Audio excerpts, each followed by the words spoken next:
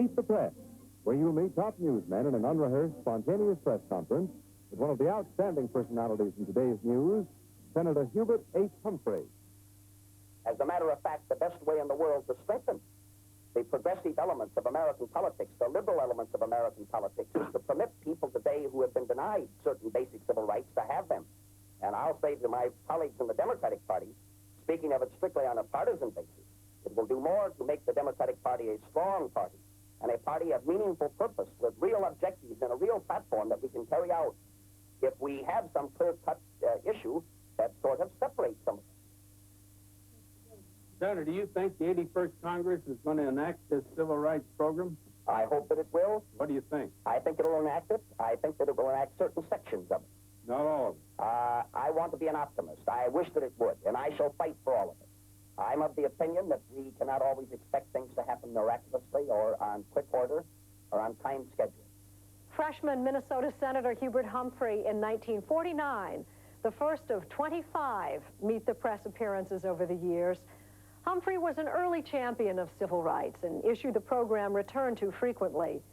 Martin Luther King, first invited to appear in 1957, finally made his first visit to Meet the Press on April 17, 1960. Dr. King is a Baptist minister and head of the Southern Christian Leadership Conference, which is spearheading the passive resistance movement. Dr. King first attracted nationwide attention in 1956 when he led the boycott against segregation in public buses in Montgomery, Alabama. His activities have resulted 5 times in his arrest, and his home and his church were bombed. Early this year, Dr. King moved his base of operations from Montgomery to Atlanta, Georgia. He is 31 years old. He was born in the South, educated for the ministry in the North. Former President Harry Truman recently said this, and I quote, "If anyone came to my store and sat down, I would throw him out. Private business has its own rights and can do what it wants." Now, former President Truman is an old friend of the Negro, I believe. Now, isn't this an indication that the sit-in strikes are doing the Negro race, more harm than good? No, I don't think so, Mr. Spivak. First, I should say that this was an unfortunate statement, and we were very disappointed to hear the former president of the United States, make such a statement. In a sense, a statement like this serves to aid and abet the violent forces in the South. And even if Mr. Truman disagreed with the sit-ins, he should certainly disagree with them on a higher level. Following his past record, it seems to me that Mr. Truman wouldn't have faced such a situation because there wouldn't have been a segregated store in the beginning if he were running it, according to his statements in the past. Now, I do not think this movement is setting us back, making enemies. It's causing numerous people all over the nation, and in the South in particular, to reevaluate the stereotypes that they have developed concerning Negroes, so that it has an educational value, and I think in the long run, it will transform the whole of American society. King and other civil rights advocates had their work cut out for them in the early 60s. Segregation may have been against the law, but it was officially sanctioned across the country, particularly in the South. Alabama Governor George Wallace precipitated a showdown by vowing to stop black students from entering the University of Alabama, the subject of this Meet the Press exchange on June 2nd, 1963. Well, what exactly will you do? You said at one time, I believe, or at least were quoted as saying that you would stand at the door and bar them. Now, 2 marshals probably or more will come with these students. Will you prohibit them from crossing the door? Well, of course, I shall stand at the door, as I stated in my campaign for governor. Of course, as the governor of the state, embodying the sovereignty of the state, it will not be as an individual standing in the door, but as the people of Alabama. And in my judgment, we can raise some constitutional questions that can then be adjudicated by the courts. Governor, I apologize for coming back to this moral question, but I think it's one that troubles a good many people around the country. Now, I believe you are very active in the Baptist Church, No, I'm in the Methodist Church, but I have no objection to the Baptist Church. I'm there at Baptist. But I assume then that you believe that the Negroes in the South are human beings created by God. Of course they are. I said so in my campaign address. It wasn't. Do you think they should be discriminated in against in a church? That is, they should go to a separate church, or should they be allowed to come into the white church?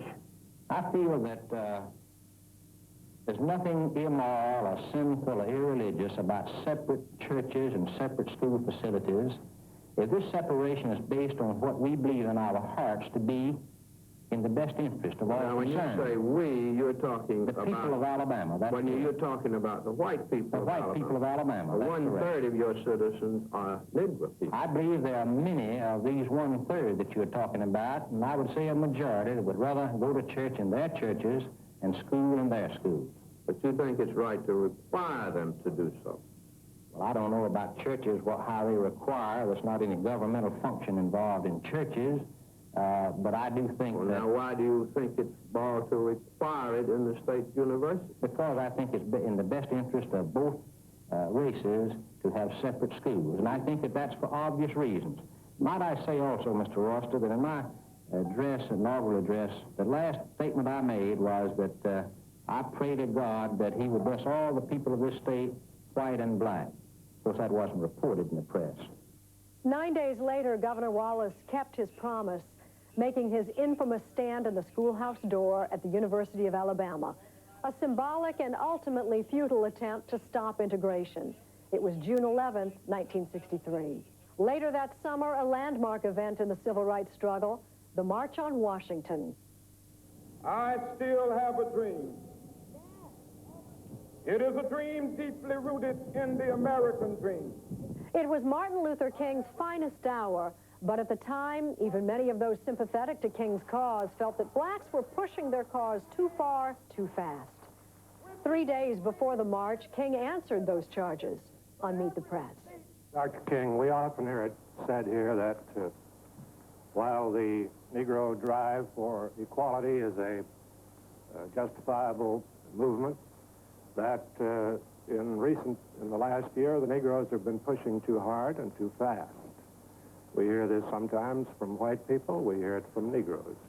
There may be this reaction among many whites in this country. I'm sure that many whites, both North and South, have the feeling that we are pushing things too fast and that we should cool off a while, slow up for a period. I cannot agree with this at all, for I think there can be no gainsaying of the fact that the Negro has been extremely patient.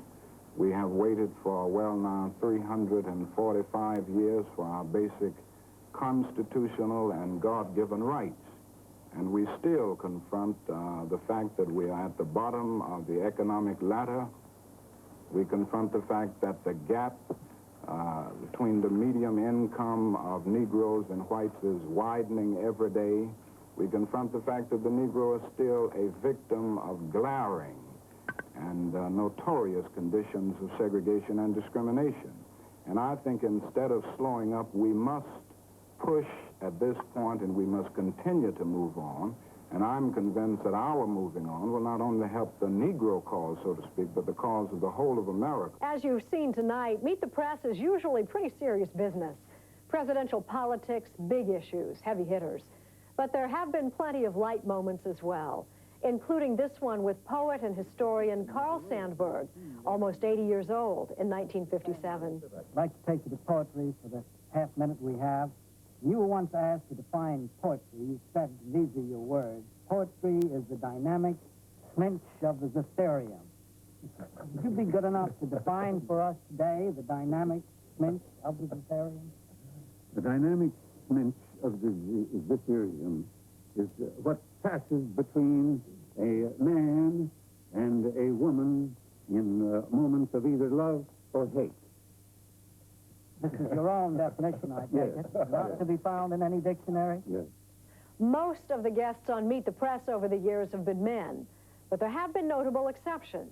Chief among them, former First Lady and Ambassador to the world, Eleanor Roosevelt, who 1 week before Carl Sandburg made this appearance on Meet the Press. Well, I'm going to ask you a question now that almost every Democrat has asked, and we very seldom get an answer to, but I think it's a question that a great many people really want the answer to so that they can determine in what direction the Democratic Party might be going. And that is, who do you think in the Democratic Party now, in 1960, could be a possible presidential candidate?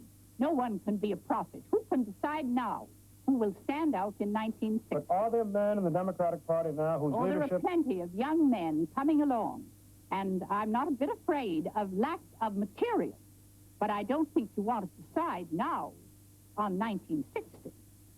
Mr. Childs. Roosevelt, on this program last week, you were suggested as a possible candidate for president yourself. For what? For president. For the nomination. I am 73 years old. Wake up. I didn't make the nomination. Do you think we shall ever have a woman president? Yes, of course we will. How soon? Oh, I don't know how soon. That depends on how many women do well in offices and how many women win offices and are appointed.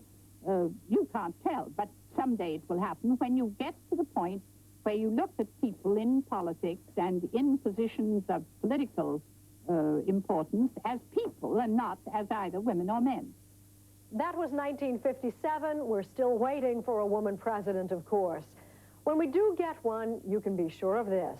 She'll be a guest on Meet the Press. That's time and again for now. Thanks for joining us. I'm Jane Pauley, and we're history. Goodbye for Mrs. Franklin D. Roosevelt and Meet the Press.